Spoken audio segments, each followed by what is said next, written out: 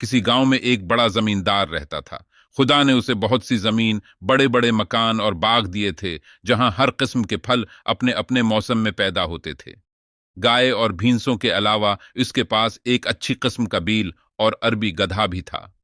बील से खेतों में हल चलाने का काम लिया जाता और गुधे पर सवार होकर जमींदार इधर उधर सैर को निकल जाता। एक बार उसके पास कहीं से घूमता फिरता एक फकीर निकल आया। जमींदार एक रहम दिल आदमी था। इसने फकीर को अपने यहां ठहराया। इसके खाने पीने और आराम से रहने का बहुत अच्छा इंतजाम किया। 2-4 दिन बाद जब वो फकीर वहां से जाने लगा तो उसने जमींदार से कहा, चौधरी, तुमने मेरी जो खातिरदारी की है मैं उसे कभी नहीं भूलूंगा। तुम देख रहे हो कि मैं एक फकीर हूं।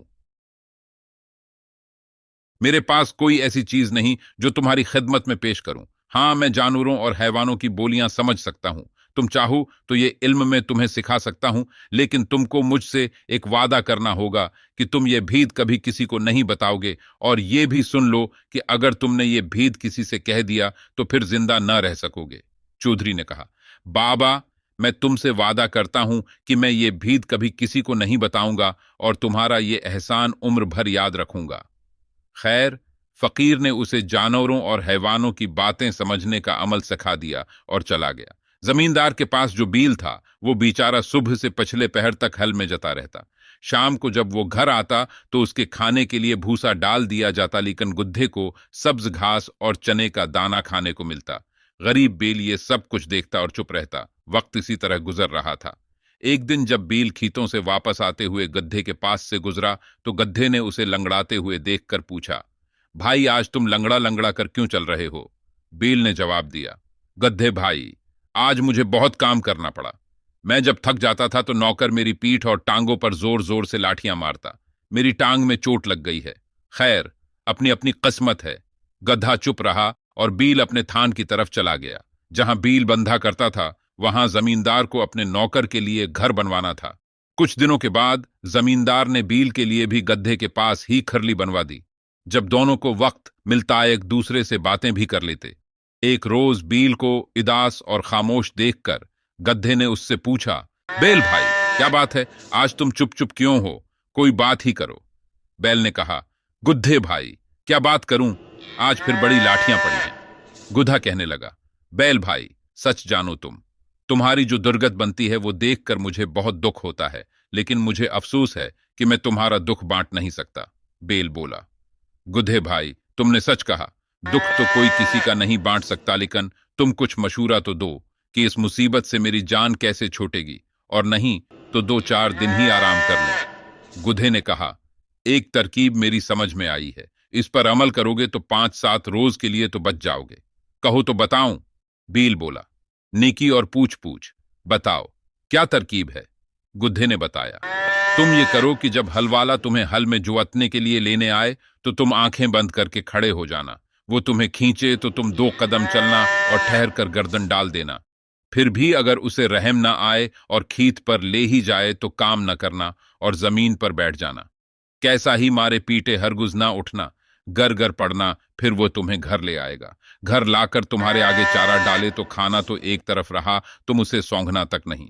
घास दाना न खाने से कमजोरी तो जरूर आ जाएगी, मगर कुछ दिन आराम भी मिल जाएगा, क्योंकि बीमार जानवर से कोई मेहनत नहीं लिया करता। लो, ये मुझे एक तरकीब सूझी थी, तुम्हें बता दी। अब तुमको इस पर अमल करने या न करने का अख्तियार है। इत्तेफाक से जमींदार जो इस वक्त उनके पास से गुजरा तो उसने उन दोनों की बातें सुन लीं और मुस्कुराता हुआ उधर से गुजर गया। चारे भूसे का वक्त आ गया था। नौकर ने गुद्धे के मुन्हा पर दाने का तौबड़ा चढ़ाया और बीएल के आगे भी चारा रख दिया। बीएल 2-1 मिन्ह मार कर रह गया। अगले दिन हल वाला बीएल को लेने आया तो देखा कि बीएल बीमार है। रात को कुछ खाया भी नहीं। नौकर दौड़ा हुआ मालिक के पास गया और कहने लगा, न जाने रात बैल को क्या हुआ, न खाता है न पैता है, और आज मुझे पूरे खेत में हल चलाना है। कहो तो बाग में से दूसरा बैल ले आऊं। जमींदार ने बैल और गुद्धे की बातें तो सुन ही ली थीं। दिल में बहुत हंसा कि गुद्धे ने खूब सबक पढ़ाया है। जमींदार ने हलवाहे से कहा, अच्छा बैल कहां है?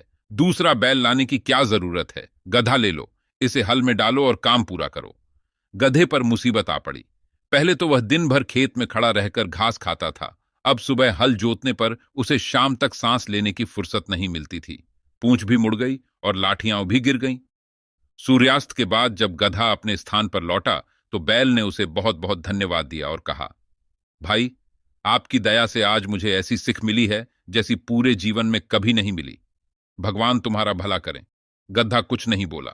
वह सोच रहा था कि अगर 2-4 दिन तक यही स्थिति रही तो मेरी जान चली जाएगी। ये तो अच्छा हुआ कि वह खुद मुसीबत में पड़ गया। अगले दिन हल चलाने वाला फिर गधे को ले गया और शाम तक हल में रखे रहा।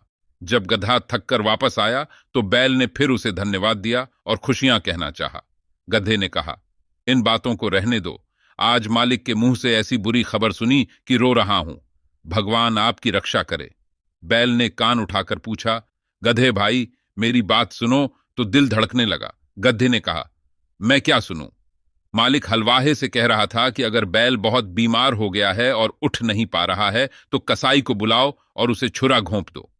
बैल कसाई के नाम से कांप उठा और बोला, तो फिर आप क्या सलाह देते हैं? गधे ने कहा, मैं हर हाल में तुम्हारे कल्याण की कामना करता हूं। अब मेरी सलाह है कि तुम खड़े हो जाओ, भूसा खाना शुरू करो और सुबह जब हल चलाने वाला आए तो खुशी खुशी उसके साथ हल जोतने चले जाना। जमींदार ये बातें छिपकर सुन रहा था और उन दोनों की बातें सुनकर खूब हंस रहा था। मारे जाने के डर से बैल ने गधे की सलाह मानी, सारा चारा साफ किया और चाटने लगा। सुबह होने पर जमींदार अपनी पत्नी को अपने साथ बैल फार्म पर ले गया। जब बैल ने अपने मालिक को देखा तो वह उछलने लगा। इतने में हल चलाने वाला भी आ गया। उन्होंने बैल को बिल्कुल स्वस्थ पाया।